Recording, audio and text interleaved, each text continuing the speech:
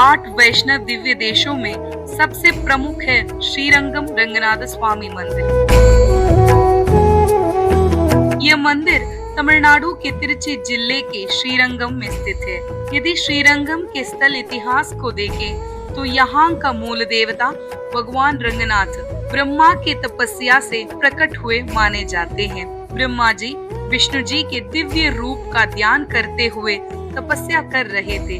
उसी समय क्षीर सागर से रंगनाथ स्वरूप प्रकट हुए। ब्रह्मा जी ने इस मूर्ति को सत्यलोक में स्थापित कर प्रतिदिन पूजा आरंभ की।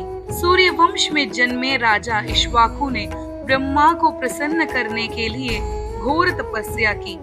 उनकी तपस्या से प्रसन्न होकर ब्रह्मा प्रकट हुए और वरदान मांगने को कहा।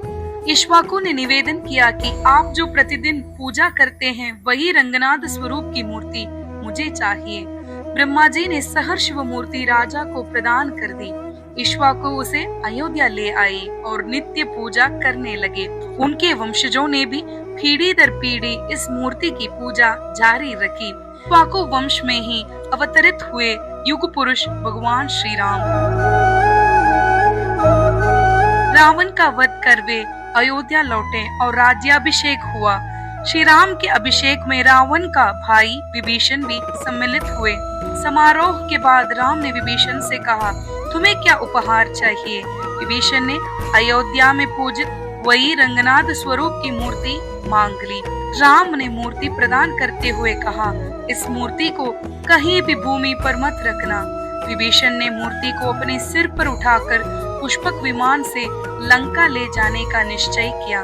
यात्रा के दौरान जब वे कावेरी नदी से घिरे सुंदर द्वीप श्रीरंगम द्वीप को देखकर मुग्ध हुए तो विश्राम करना चाहा। उन्होंने मूर्ति को नीचे न रखने की शर्त को याद रखते हुए वहां उपस्थित एक छोटे बालक को मूर्ति थमा दी और स्वयं विश्राम करने लगे। परंतु बालक ने मूर्ति को धरती पर रख दिया। जब विभीषण ने पुनः यात्रा आरंभ करनी चाही तो मूर्ति भूमि से हिलाई नहीं जा सकी। वे क्रोधित हो उठे। तभी वो बालक अपने वास्तविक रूप में प्रकट हुआ। वो कोई और नहीं बल्कि गणेश जी थे। उन्होंने कहा, मैंने ही मूर्ति को यहाँ स्थापित किया है। यह कहकर वे अदृश्य हो गए। आज भी कावेरी के उस पार उच्चिप्लयार मंदिर स्थित है। वहाँ का मूल मूर्ति गणेश जी है। हताश विभीषण के मन को सांत्वना देते हुए स्वयं रंगनाथ ने आकाशवाणी की, विभीषण शोक मत करो। इस रमणीय कावेरी तट पर इस वन भूमि में मैं ही अपना निवास बनाऊंगा। तुम वर्ष में एक बार यहाँ आकर मेरी पूजा करना। तुम्हें सदैव मेरी कृपा प्राप्त होगी और मेरी दृष्टि सदा तुम्हारी लंका की ओर रहेगी। उस समय चोल वंश के धर्मवर्म चोल राजा ने यहाँ रंगनाथ स्वामी का भव्य मंदिर बनवाया। परंतु बाद में पहाड़ में मंदिर की संरचना रेत में दब गई। बाद में एक अन्य चोल राजा ने मंदिर की खोज की। कहा जाता है कि मंदिर दबने से पहले यहाँ की वेद पाठ की ध्वनियों को एक तोता सुनता था। वह तोता उन्हीं मंत्रों को बार बार दोहराता रहा, जिससे राजा को मंदिर का स्थान ज्ञात हुआ।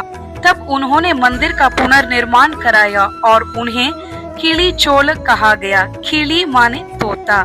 हजारों वर्ष पुराने इस श्रीरंगम मंदिर को चोल, पांड्य, होयसला और विजयनगर साम्राज्यों ने संवारा। इतिहास, महिमा और चमत्कारों से भरे इस श्रीरंगम रंगनाथ स्वामी मंदिर को भक्त भूलोक की वैकुंठ कहते हैं।